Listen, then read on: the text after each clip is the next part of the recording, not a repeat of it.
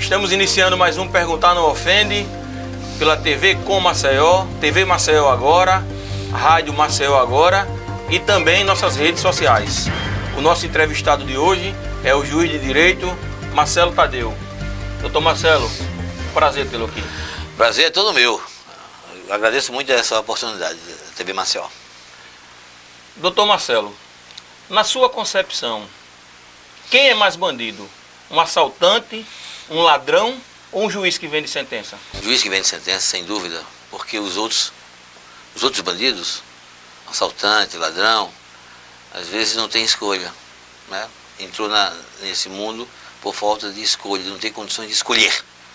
O magistrado, claro, tem condições de escolher e saber muito bem o que é o certo e o que é errado e, portanto, se pautar dentro do seu compromisso ético e da sua função constitucional, que é muito séria, porque o judiciário é a última porta. É a última porta e imagina-se que vai buscar num ambiente de absoluta ética e compromisso, né, social, moral, etc. Então, não tem dúvida que o pior bandido é o que vem de sentença. O senhor é um magistrado, doutor Marcelo, que emite opinião sobre diversos temas da sociedade. Tomou decisões que chamaram a atenção quando juiz de execuções penais. O senhor paga um preço por essa independência? Sim, claro. A independência, ela causa fissuras, né? Porque, sobretudo, a independência interna, né?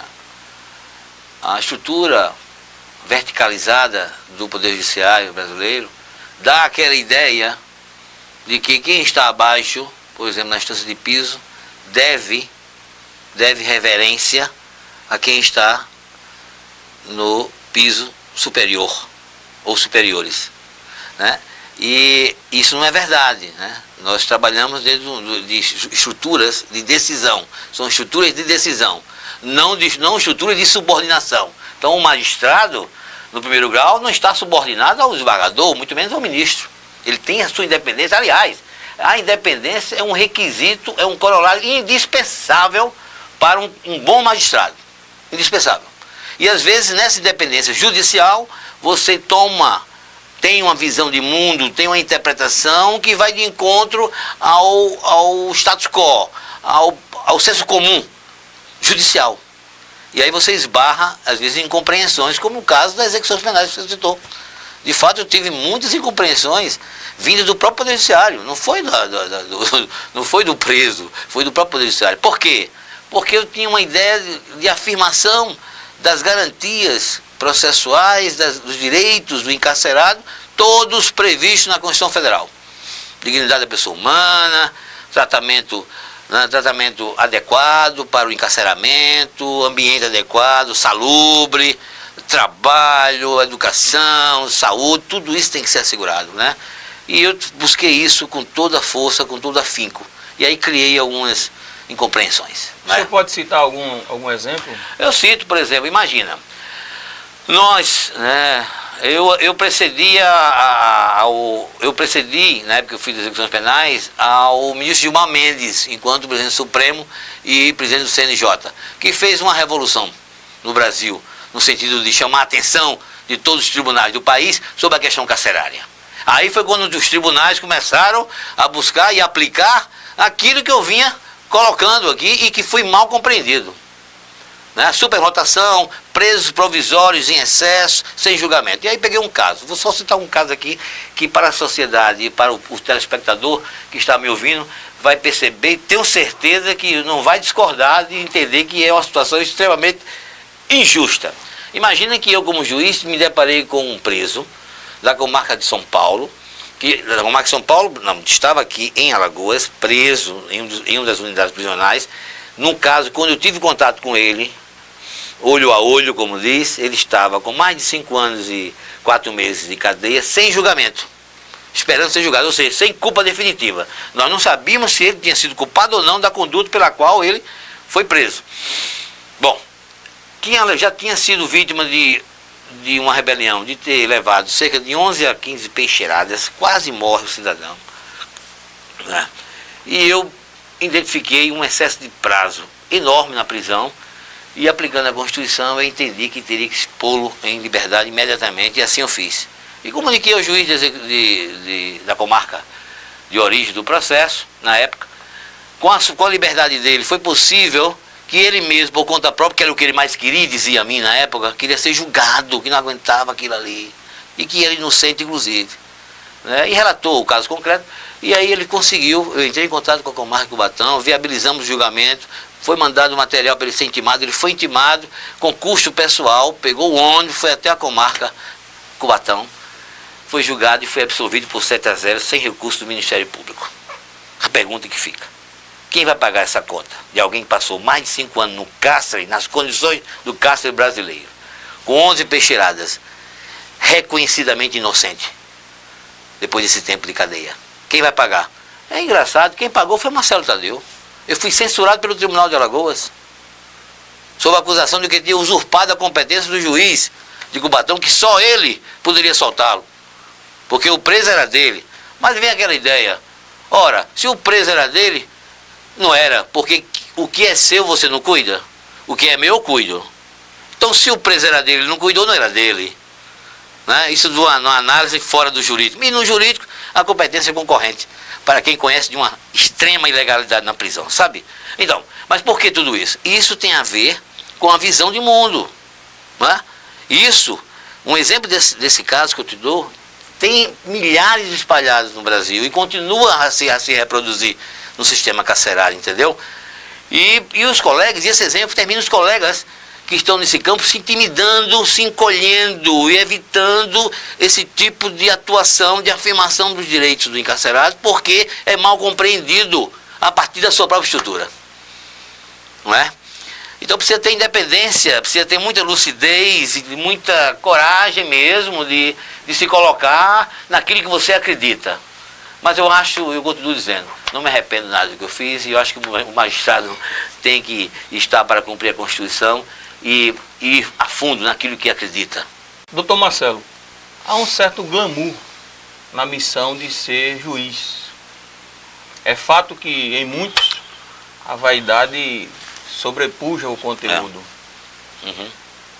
Qual a dificuldade em ser juiz e não se envaidecer? Ou seja, manter os pés no chão? Olha, juiz é poder, né? Poder sobre algo, tem um poder sobre a pessoa, né?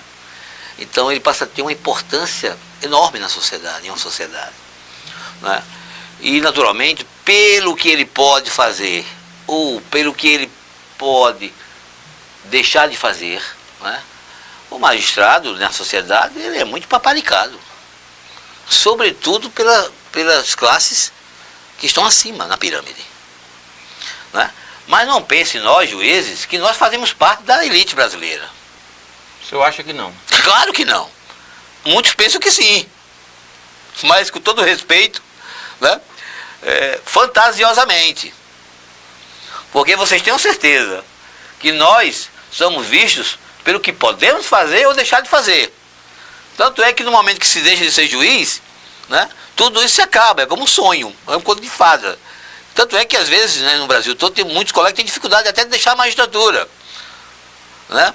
Porque representa a perda de poder. Porque representa a perda de poder, e assim você não é visto, né? Não é nem pelo fato de ser chamado de excelência, não é nem pelo adjetivo excelência, é exatamente pela notabilidade, né? E você perde tudo isso, né? Então precisa ter muita integridade emocional para identificar isso e se colocar de uma forma que não esteja a serviço disso, né? Está a serviço da sociedade, está a serviço de todas as classes sociais, né? E quando você vai para o campo penal, você lida com a classe pobre, né? E é uma tendência de não se enxergar direitos nesse campo, porque é uma classe pobre, entende? E há uma inversão de valores enorme. Então isso é muito profundo. e que Há precisa uma ser invisibilidade, né, dessa camada social. Né? Não é nem, eu digo nem invisibilidade, porque a gente enxerga isso todo dia, né? É uma questão cultural, isso está na própria essência, de repente, no próprio recrutamento do juiz, porque nós não temos representantes das favelas, das grotas, na justiça brasileira. Nós não temos. Né? É um ou outro que escapa, só se for uma pessoa com QI extremamente extraordinário, que supere toda a diversidade, toda a falta de condição que o Estado nunca lhe ofereceu, e ele é um gênio e consegue superar e consegue ingressar num concurso da magistratura e ser juiz. Vindo de uma favela, de uma grota, ou vindo da roça, da zona rural, enfim, de todas aquelas condições que a grande esmagadora maioria dos juízes não passaram. Não conhece o que é passar fome, não conhece o que é viver em condições indignas de habitação, de saneamento, falta de banheiro, etc. Ninguém sabe disso. Imagina-se, mas ninguém viveu isso. Né? Normalmente a gente começa a ter uma visão mais, digamos, mais concreta a partir daquilo que nós vivemos. Né? E quando você não vive, tem mais dificuldade de assimilar. Né? É isso. Vamos para uma pergunta, doutor Marcelo, direto da redação. Vamos ver a pergunta. Doutor Marcelo Tadeu, o Judiciário Alagoano, segundo o site do CNJ, ocupa a última posição em produtividade. Qual o motivo para ocupar uma posição tão ruim assim? Olha, sobre isso eu tenho maior tranquilidade de falar aqui de modo bastante franco, aberto, porque isso é uma questão que eu questiono muito há muito tempo. Né? A nossa estrutura ela é ainda muito capenga. Né? Precisa haver um investimento maior no judiciário. Mas quando eu falo judiciário, eu estou com investimento no primeiro grau. No primeiro grau. O que é que acontece? Quando a Constituição Federal veio e deu autonomia financeira e administrativa para o judiciário brasileiro, foi uma atitude que a sociedade brasileira entendeu que era necessário. Por quê? Porque nós vivíamos, né, mendigando junto ao executivo, ao legislativo, para ter acesso ao mínimo de orçamento que pudesse gerir a máquina. E nesses pedidos, nesses contatos, nessas reivindicações, criava uma certa relação indesejável, porque construía aquela ideia de independência. E às vezes, em nome disso, né, respingava ou resvalava, de repente, até em alguns assuntos, digamos, jurisdicionais. Bom, e veio a autonomia, né, financeira e administrativa. Ótimo. Mas o investimento não acontece no primeiro grau. Né? Veja, nós temos dificuldades enormes, estruturais, e funcionais, né? E não se pode imaginar, com todo respeito, eu digo isso aqui francamente, que eu digo isso todo dia, né? Um estado de Alagoas, por exemplo, um estado pobre, paupérrimo, né? Com uma concentração de renda muito forte. Né? Nós temos, né, digamos, segundo grau, extremamente abastado, né, com condições de julgamento muito boa, com vários assessores, processo muito mais reduzido, porque é um filtro. Né? Nós temos carros oficiais, né, celulares, né, e outras condições que são dadas para os membros do segundo grau. Né? E que isso, né, repercute negativamente. Por quê? Porque nós temos uma justiça embaixo muito ruim do ponto de vista de investimento e que resvala exatamente na pergunta do telespectador. Resvala. Ou seja, nós temos uma prioridade muito aquém, né, segundo, estou me seguindo com os dados, né, porque realmente nós temos dificuldade. Por exemplo, agora mesmo, eu como juiz na segunda vara, vou dar um exemplo, eu tenho 12 meses que o Ministério Público, né, a representante está de férias, e é o direito dela, né. O substituto tem uma licença de 3 meses, né?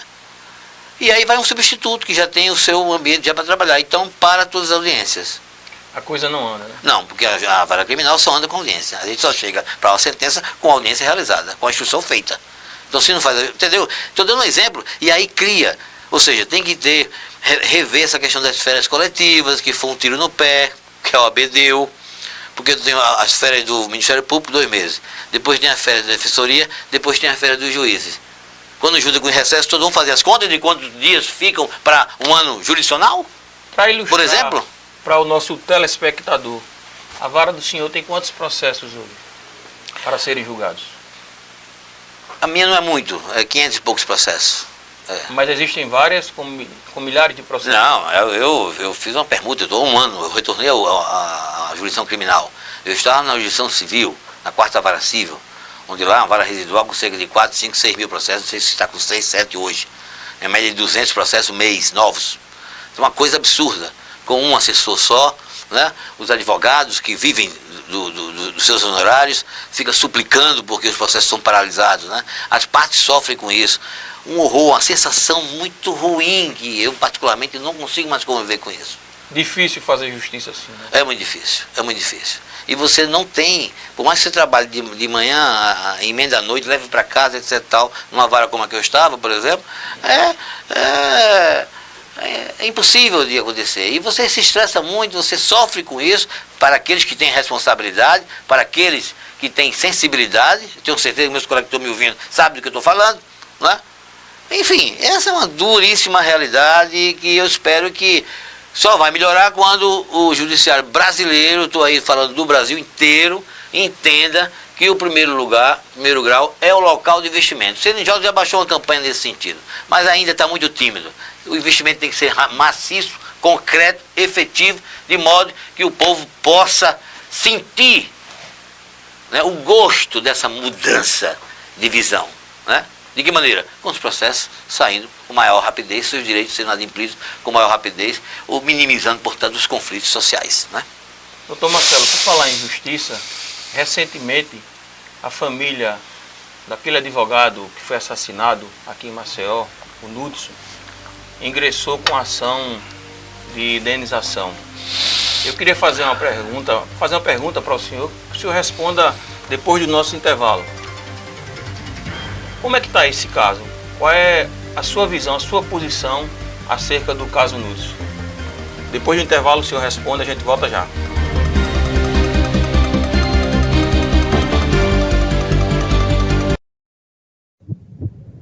Você já sabe que pode contar com pronto atendimento no Hospital Vida. Para os casos de emergência, o Hospital Vida dispõe de todos os procedimentos de excelência. O único hospital na Ponta Verde conta com centro cirúrgico, UTI e centro de diagnósticos. Porque quando a vida depende de segundos, o Hospital Vida está pronto para cuidar de você e de quem você ama. Hospital Vida, humano por natureza. Diretor técnico médico Miguel Arcanjo Barbosa, CRM 1345 Lagoas. Sua vida, sinta essa alegria. Refresco Coringa é bom todos os dias. São 10 sabores pra você escolher. Curtir com a família no esporte ou no lazer. Refresco Coringa, você faz 1 litro usando apenas um sachê. Refresco Coringa, é rico em ferro, vitamina A e C. Refresco Coringa.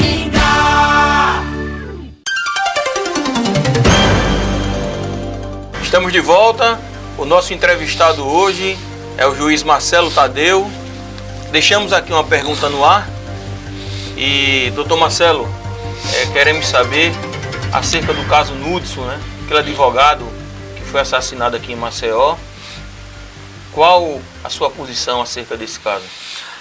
Olha, eu sinceramente, aqui eu me dirijo à família do Núdson, hipoteco minha solidariedade, no sentido de que eles estão fazendo o que realmente deveriam fazer no âmbito civil.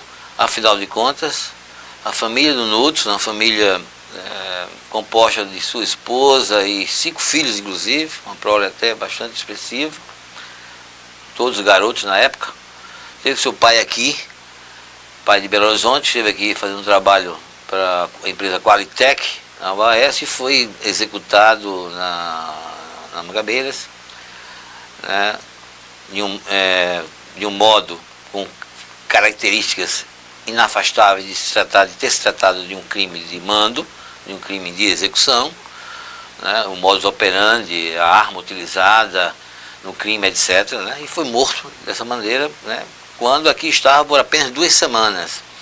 Né, e a família pedia e pede justiça, pediu o esclarecimento do crime, e por coincidência, eu que estive por alguns segundos ao lado dele, do Núcio, antes de ele ser morto, né? Por cerca de 30 segundos mais ou menos, no máximo, que eu me afastei dele e ingressei numa outra farmácia. Os tiros vieram sobre a pessoa dele, estávamos praticamente juntos, né, eu e ele. Lógico que eu não sabia da sua existência até então, soube depois de todo o evento criminoso, uma cena horrorosa, que ainda hoje, eu volto no tempo, isso me marca profundamente. E aí eu pedi uma atuação do governo do estado, e mandei um expediente para o senhor governador Teotônio Vilela Filho, né, e posteriormente estive pessoalmente lá e pedi um esclarecimento desse crime, exatamente por estar próximo dessa história toda na época, né, e pedi que esse crime realmente fosse esclarecido. E você sabe que nenhum tem crime que não seja esclarecido. Tem crime mal investigado. Aí tem e aos montes. Tá? Mal investigado. O senhor acredita realmente que o alvo era o senhor? Não é isso, eu não acredito. Infelizmente, a falta de investigação, né, permite que pensemos nessa possibilidade. Isso é que é duro. E na época eu disse ao governador, ao senhor secretário de defesa, ao senhor delegado que estava no caso: apurem isso, pelo amor de Deus, que não é razoável, não é justo que vocês deixem uma autoridade judiciária com dúvida. Isso antes de outros elementos indiciários que começaram a surgir. E eu tive que aguardar quase 2 anos do episódio, sendo investigando numa linha de investigação estabelecida pela polícia, que não chegou a lugar nenhum. Chegou aquilo que eu intuía desde o início, ao arquivamento, por falta de prova, por falta de autoria. Então a família Núcio tem o direito de ser indenizada por uma atuação péssima da Polícia Judiciária de Alagoas. Onde é que está o GECOC na época? Onde é que estava a 17ª Vara de Combate ao Crime Organizado na época? Onde é que estava a polícia? Onde é que estava o governo de Alagoas para não esclarecer um crime tão horroroso dessa qualidade, e ainda envolvendo com a possibilidade de ter um magistrado no contexto? Um magistrado publicamente com contribuição prestada a esse Estado? Pelo amor de Deus, tenha paciência. É inadmissível isso. Minha solidariedade. Aliás, eu estou indo até a Brasília. Tenho um contato com a relatora, a ministra Maria Tereza Moura. Já pedi agenda, exatamente para que essa coisa seja definitivamente enfrentada. Que as diligências que estão aí sejam checadas. Que precisa dar uma resposta. Precisa me tranquilizar, claro. Né? E eu torço, desde o primeiro momento, que essa história nunca, mas nem por trás da serra, fosse direcionada à minha pessoa. E o que é que a polícia de Alagoas fez? Aprofundar a dúvida. Aprofundar a dúvida com a sua incompetência. Com a sua incompetência para não imaginar outra coisa. Dê uma resposta. Eu aguardo uma resposta. Deem uma resposta. Esclareçam o crime do Núcio, porque aí me deixa tranquilo. Esclareçam o crime do Núcio e respeitem a família do Núcio. Dê uma resposta a esse crime horroroso. Crime de mando de execução. Característica de Alagoas. Doutor Marcelo, vamos sair um pouco dessa questão? Pois não. Eu gostaria de saber do senhor em relação à política partidária. O juiz Marlon Reis deixou de ser magistrado para ser candidato ao governo do estado do Tocantins. O senhor tem pretensão política? Olha, aquilo que eu digo, nós, essa é uma pergunta interessante, porque nós temos que deixar claro que nós juízes, nós não viemos de Marte, nem de Júpiter. Nós somos da Terra. Nós temos uma cultura, nós temos um histórico, nós vivemos em sociedade. E de modo que, assim sendo, nós somos seres políticos. Não é verdade? Então não precisa ter pudor de falar em política como se fosse algo pejorativo para o juiz. Né? O juiz tem que ser ético, o juiz tem que ser imparcial, o juiz tem que ser, acima de tudo, honesto em agir. Enquanto estiver investido nessa função, agir com absoluta imparcialidade. Ainda que seu gosto, sua preferência política for no sentido contrário, mas infelizmente você tem o limite, não é? Mas nós somos seres políticos, nós temos ideia de mundo, nós temos opiniões políticas e é livre. A liberdade de expressão nossa é garantida, até porque se nós não tivermos a liberdade de expressão de opinião política, como é que nós vamos assegurar? Daquele que bate a porta nossa, um jornalista, por exemplo, que está sendo vilipendiado no exercício da sua função. Como é que eu vou garantir, como é que eu vou enxergar um direito se eu sequer o tenho? É claro que eu não posso conceder aquilo que eu não tenho, aquilo que eu não sei. Não é? Então, por que eu fiz essa observação? Porque realmente nós temos não está na nossa natureza enquanto indivíduo integrado a uma sociedade, né? Claro. Agora, mas o telespectador quer saber, doutor Marcelo, o senhor tem interesse em política partidária? Pretende se candidatar aqui em Alagoas? Olha, eu não sei, eu não posso afirmar, eu só digo que eu não recuso essa ideia, peremptoriamente, de forma nenhuma. Eu odeio política. A possibilidade existe, então? É claro que existe, né? Mas eu estou só dizendo, ela existe, claro, existe desde que eu deixo a magistratura. Posso pensar nessa ideia, porque nós temos que participar da política, porque eu tenho filhos ainda pequenos, inclusive, com 10, 9 anos, né? Tenho filhas adultas que estão entrando no mercado de trabalho, nós queremos que tenha uma sociedade que receba esses jovens, meus filhos e os seus e de todo mundo. Então nós queremos uma sociedade melhor, então... O senhor poderia dar uma contribuição também? Claro, quem garante isso? Quem viabiliza? A política. Inclusive eu estou até já pedi formulei meu pedido de aposentadoria, né, no tribunal. A notícia é em primeira mão. Sim, está tramitando lá, mas publicamente sim. Eu pleiteei meu pedido de aposentadoria porque isso já estava comigo há 3 anos que eu já venho matutando essa ideia, desde o momento em que eu ingressei naqueles pressupostos que me dá o abono permanência, que eu já sou contemplado há 3 anos e pouco, e, portanto já poderia me aposentar, e essa ideia vem, e eu acho que agora está muito mais claro, e eu estou muito satisfeito pela minha decisão, e me sinto de dever cumprido nesses 25 anos que eu faço agora em setembro, a minha turma, 25 anos de magistratura. E eu espero e tenho certeza que o máximo eu pude dar de mim para exercer a magistratura aqui em Alagoas e contribuir com o Estado de Alagoas. E agora eu quero dar outros voos. Nesses outros voos, né, um voo político, pode ser. Um voo para a advocacia, um voo para a política, um voo para escrever, um voo para não fazer nada, um voo para lazer. Né? Um voo para me energizar, né, para me integrar ao mundo holisticamente, enfim, está tudo aí aberto para mim, eu estou muito feliz. Existem muitas possibilidades. Né? Muitas possibilidades. Essa que você fala é uma, eu não vou dizer que recuso.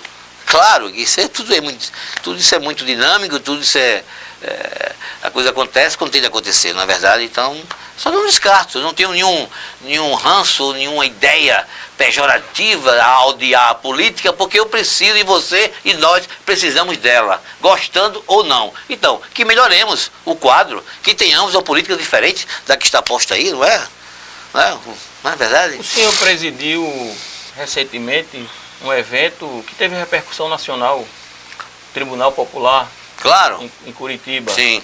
Julgamento da Lava Jato. Como foi essa experiência? Muito boa, uma experiência muito interessante.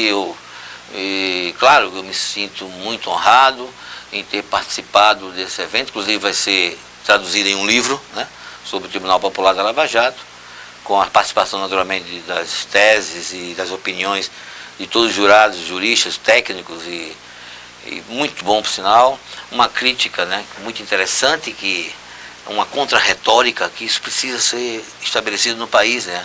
Não, a verdade não existe verdade única, né? São vários vieses que precisam ser confrontados para encontrar, digamos, o melhor caminho, o caminho do ponto de vista da verdade, que se aproxime mais de uma realidade, entende? Então, isso, nesse sentido, foi muito bom. Vamos para uma pergunta direto da rua. Olá, meu nome é Tiffany Barbosa. Senhor juiz, eu gostaria de perguntar por que a justiça mantém preso, detido, Um prefeito acusado de agressão à mulher, a esposa, mas deixa soltos políticos acusados de corrupção com provas e que, inclusive, ainda exercem o cargo. Obrigada e abraço. Pois é, doutor Marcelo. pois é, então, minha querida, isso acontece no cotidiano da justiça, diariamente, no Brasil inteiro, né? São decisões de casos concretos, e sendo decisões de casos concretos, temos dificuldade de emitir juízo de valor sobre isso, entende? Até eu, como juiz, tenho dificuldade de me colocar, para dar uma resposta e dizer que isso é um absurdo, etc. Tal. Em regra, eu imagino que a prisão, nesse tipo de delito, ela não se mantenha por muito tempo. Provavelmente que, ainda segundo a Constituição dela, está em fase de julgamento, né? Ainda preso provisório, eu acredito, não sei. Bom, então, acho que isso depende da visão do caso concreto pelo magistrado ou pelos juízes que estão observando esse caso. E assim sendo, de repente há uma necessidade pela qual eu não estou enxergando, né? Então, é possível você conviver com situações aparentemente de injustiça ou de pesos distintos em situações de maior gravidade, que não há prisão, mas uma coisa em um caso, tanto num caso como no outro, não havendo culpa definitiva, nem na violência doméstica, muito menos na questão de improbidade ou de malversação do dinheiro público, corrupção, etc., você não pode, a regra que é a liberdade. Temos que acabar com essa ideia de que todo mundo esteja preso para responder a um processo. Isso não existe. A regra é a liberdade. A regra é enfrentar um processo criminal com liberdade, né? Essa é a regra. A prisão é sempre excepcional. Eu aprendi há 20 e tantos anos atrás no banco escolar essa ideia e hoje ela se reproduz. Agora, o Brasil está se criando nesse campo, né, um excesso de punitivismo prejudicial a todos nós. Aquele que hoje pensa que constrói uma ideia anti-garantista, no sentido de relativizar garantias caríssimas para nós brasileiros processuais, como contraditória, devido a uma ampla defesa, etc. tal, que está na Constituição, nós imaginamos que de repente podemos relativizar porque nós não imaginamos na hipótese. Nós não nos colocamos em ser, de repente, estar na condição de um criminoso. E quando você lá vai estar, você vai querer que essas garantias estejam asseguradas. Então o senhor acha que nós vivemos num estado policialesco? Claro, nós estamos vivendo um estado policialesco. Nós estamos, na verdade, num estado quase de exceção, onde as pessoas não podem sequer manifestar. E eu torço até que eu possa vir mais vezes aqui, porque de repente até isso aqui vai ser interditado. Da forma que as coisas estão indo. E isso é preocupante. E eu fico assustadíssimo quando eu vejo, né, pessoas altamente intelectuais, né, com um conhecimento profundo do direito, da política, da filosofia do direito, da filosofia política, da história. E está pregando um comportamento, uma visão extremamente reacionária, no sentido de negar tudo aquilo que nós lutamos para estar na Constituição. Isso é muito grave. Olha, vocês que pensam assim, viu? Reflitam, porque amanhã você pode estar no lado de lá. E aí vai querer todas essas garantias. E aí eu tenho certeza que o seu discurso, a sua retórica, o que você escreve nesse sentido, vai deixar de valer imediatamente. E você vai exatamente mudar de lado no primeiro dia. Portanto, eu estou nesse outro lado. Vamos para um quadro, doutor Marcelo, chamado de 0 a 10. Vamos apresentar uma imagem, um fato, uma circunstância, e o senhor emite uma nota, se assim preferir, e faz um breve comentário. Vamos ver a primeira imagem. Juiz Sérgio Moro. Juiz Sérgio Moro, uma excelente contribuição que deu ao país, né? Para mim, em 2 aspectos, de enfrentar uma questão tão profunda como é o combate à corrupção no sistema político e empresarial brasileiro. Né? E lógico que para se cumprir isso, provavelmente deve ter tido situações que avançou, né? Que avançou para além dos limites que lhe foram outorgados ou conferidos constitucionalmente, e aí criou uma situação de dificuldade para o país, eu vejo nesse sentido assim, mas a contribuição foi muito boa. E uma contribuição muito boa também que ele deu foi que deixou muito claro, não só pela atuação dele, sobretudo pelas manifestações que ele foi dando ao longo de todos esses anos, né, em frente das operações que resultaram em processos criminais, exatamente ele mostrou para o povo brasileiro que nós juízes não somos neutros.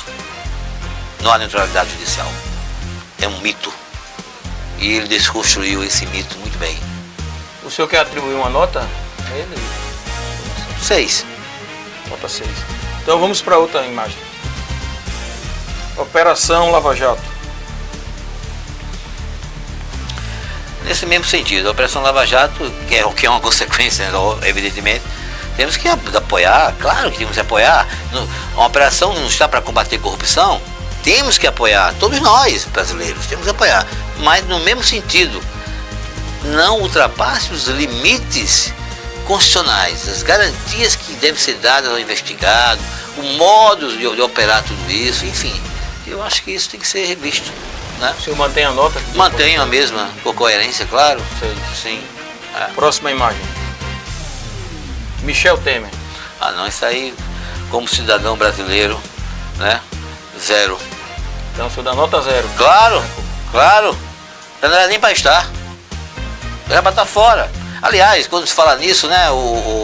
Eu aqui tenho que falar, né? Acho que essa questão de combater corrupção, né? Até quando a Lava Jato foi instalada, como é que era o Brasil? Era um Brasil ético? Será que o Brasil era ético até quando a Operação Lava Jato foi instaurada para apurar? Todos os fatos apurados pela Lava Jato, acho que é 2010 para cá, não sei, mais ou menos isso. Né? Antes disso, o Brasil era ético? O Brasil virou o país da corrupção depois de 2002? Eu tenho certeza que não. Nós sabemos, eu tenho 25 anos de magistratura, fiz eleições nesse estado por várias vezes, em municípios paupérrimos, conduzindo eleições em municípios paupérrimos de Alagoas, e os candidatos envolvidos no certame eleitoral, todos com bastante dinheiro, utilizando em campanhas milionárias em municípios paupérrimos. Como se explicava isso? Muito antes.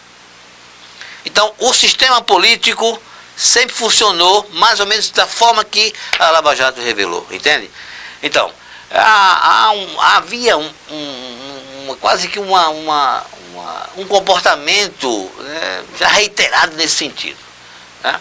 As instituições enxergavam isso e não tinham instrumentos legais para combater. Passou a ter recentemente, né? Tanto é que teve condições de avançar nesse campo. Agora, para combater corrupção, todas as estruturas têm que estar preparadas com pessoas, né, bastante independentes, sérias, e que não tenham consigo introjetado nenhum comportamento de corrupção, por menor que seja. Por menor que seja. Né? Então, Marcelo, dentro dessa visão exposta, né, pelo senhor, o senhor acha que realmente houve um golpe? Né, o presidente Temer articulou um golpe? Particularmente aqui quem fala não é o juiz Marcelo, aqui é o cidadão Marcelo Tadeu Leme de Oliveira, com 54 anos, casado, pai de filhos, de 4 filhos inclusive. Então, tenho todo o direito de me manifestar politicamente. Em relação à sua pergunta se houve golpe, é claro que houve. É claro que houve golpe. Isso é muito claro. Quem discute e levanta a tese de que não houve golpe é porque, na realidade, não tinha nenhuma simpatia com o governo da ocasião. É como se fosse a eleição no tapetão. A grande maioria já não tinha votado no governo que lá estava. Turno. Isso, o terceiro turno. A gente tem que assumir isso. Né? E quando a gente constrói a ideia de que também não houve golpe, é que nós também temos uma ideia, uma visão que se alinha ao governo, do ponto de vista de política governamental, de um governo que nós entendemos que é o mais adequado para o Brasil. Bom, mas temos que, agindo de forma imparcial, entendo que realmente houve um golpe porque a presidente Dilma não cometeu crime de responsabilidade nenhum, realmente não. É uma mulher muito séria nesse sentido, eu sou solidário a ela nesse sentido, acho que ela foi foi injustamente retirado do cargo, e hoje já está provado, como o Michel Temer, que eu dei 0, que nós estamos pior do que estávamos com ela. Então, se houvesse uma visão correta, uma visão não é nem correta, uma visão ética pelo Brasil, naquela época era para dar condições de governabilidade, encerrar o mandato e elegermos quem nós quisermos. Pode ser o Temer, pode ser qualquer outro, pode ser uma linha que volte o neoliberalismo, que o Estado mínimo total, e por aí vai, né? Doutor Marcelo, estamos encerrando o nosso programa. Agradecer a presença do senhor aqui, desde já renovar o convite para que venha outras vezes. Eu acho que é importante uma personalidade como o senhor, um homem público, um homem de relevância para a sociedade, vir esclarecer questões importantes. Então, eu agradeço, em nome do Perguntar Não Ofende, e deixo aqui para que o senhor faça suas breves considerações finais. Tá bom, eu agradeço mais uma vez a TV Maceió pelo convite, né? E espero que as minhas respostas não tenham ofendido a ninguém, claro que não. A nenhum dos telespectadores, né? São ideias, né? São visões de mundo, opiniões. Isso é importante que tenhamos, ainda que do outro lado não se concordem. Mas estamos aqui à disposição e vamos adiante. Ok, obrigado, doutor Marcelo. Eu que agradeço. Obrigado por sua audiência e até a próxima.